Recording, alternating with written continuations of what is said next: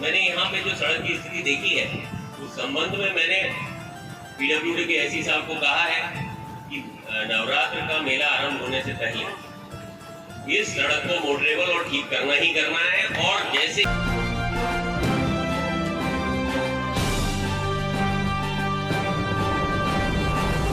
उदयपुरवाटी नांगल ग्राम पंचायत के कोटबांध के नजदीक जिला स्तरीय जल महोत्सव कार्यक्रम का आयोजन हुआ। कार्यक्रम के दौरान नीमका थाना जिला कलेक्टर शरद मेहरा ने कहा कि जल को अधिक से अधिक बचाया जाना चाहिए, जिससे भविष्य में लोगों को पीने के पानी की समस्या का सामना नहीं करना पड़े। नीमका थाना जिला कलेक्टर सहपत्नी सहित कार्यक्रम में मौजूद रहे। इस दौरान उपखंड अधिकारी सुमन सोनल, एडीएम अनिल महला, एसीईओ रामचंद्र सैनी, तहसीलदार भीमसेन सैनी, विकास अधिकारी लालचंद कनवा, कोटबांध डॉक्टर योगश्री, पूर्व विधायक शुभकरण चौधरी, पालिका अध्यक्ष रामनिवास पाटन, प्रधान सुवालाल सैनी, जल संसाधन एक्सन नाथुराम सहित कई गणमान्य लोग मौजूद रहे।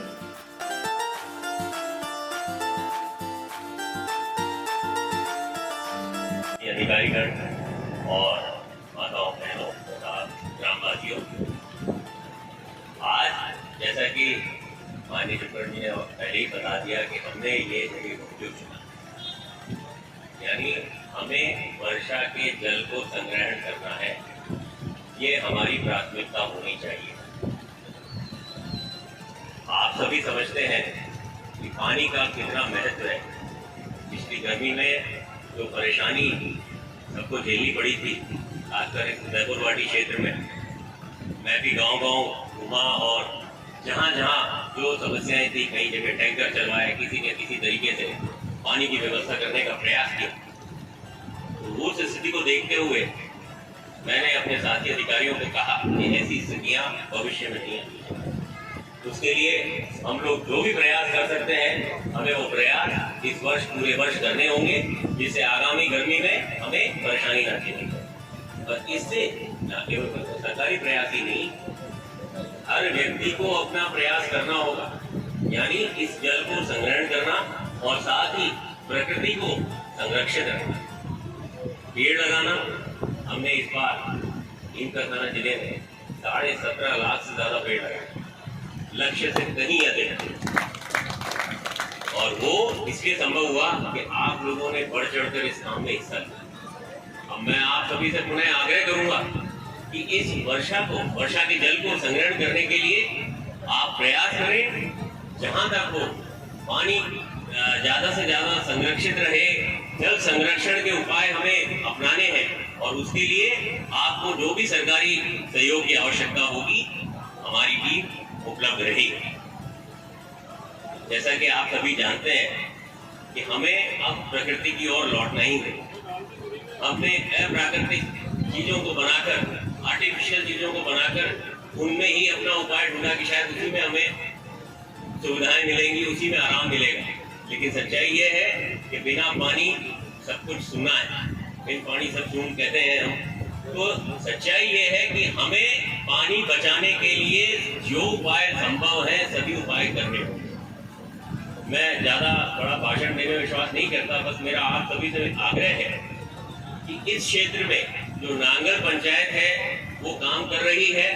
मैंने रात्रि चौपाल भी की थी पिछले दिनों, और उसमें जो विषय आए थे उन विषयों को कुछ का समाधान हमने किया है, और कुछ जो अभी भी विषय नहीं हो पाए हैं उसका मैं रिव्यू कर रहा हूं और उसका समाधान कराऊंगा।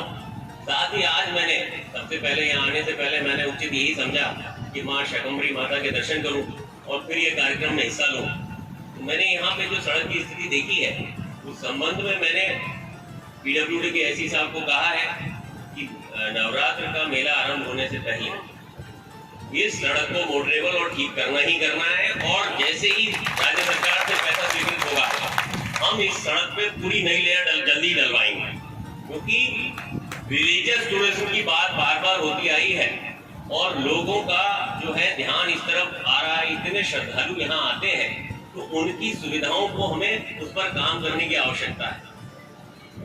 जहां तक आदरणीय शुभकरण जी ने बताया कि यहाँ 6 मीटर जो है इस बांध की 4 मीटर गहराई और 2 मीटर ऊंचाई बढ़ाने के लिए आप प्रयासरत हैं, तो इसके अंदर हम भी जो है आगे बात करेंगे इरिगेशन डिपार्टमेंट में इस परियोजना को जल्दी ही लाने का प्रयास करेंगे और जब यहाँ पे पानी अच्छा कंजर्वेशन हो जाएगा तो उसके बेहतर उपाय होंगे कि एक तरफ तो शाकंभरी माता के लोग दर्शन करने आएंगे, वहीं इस कोट बांध को भी as a tourist spot develop करने के लिए भी राज्य सरकार के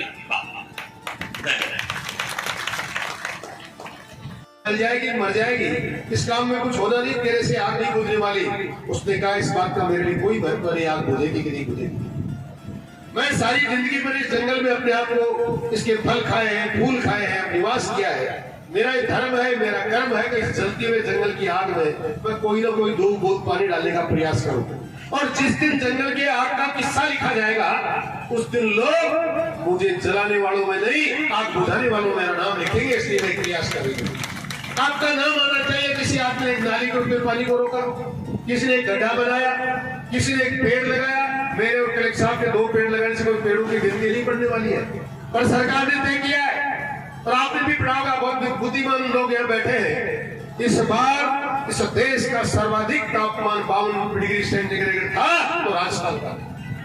हालात अगर यही रहे तो 55 डिग्री सेंटीग्रेड पे आदमी का दिमाग जल जाता है, मस्तिष्क पिघल जाता है। ये हालात रहे तो आने वाले 5 साल बाद आप इस बात को सोचना मत, किसी और चीज से महामारी फैले न फैले, इस गर्मी से आपका रहना मुश्किल हो जाएगा, जीवन का जीना मुश्किल हो जाएगा। इसलिए आओ हम इस बात की शपथ लें कि पानी को बचाएंगे, हम इस बात की शपथ लें हम पेड़ को लगाएंगे और पेड़ को बचाएंगे भी। यही तय किया माननीय प्रधानमंत्री जी ने, एक पेड़ माँ के नाम लगाइए, एक पेड़ राष्ट्र के नाम लगाइए। और कलेक्टर साहब ने तो उसमें और ज्यादा मात्रा बढ़ा दी, एक व्यक्ति 10 पेड़ लगाएगा।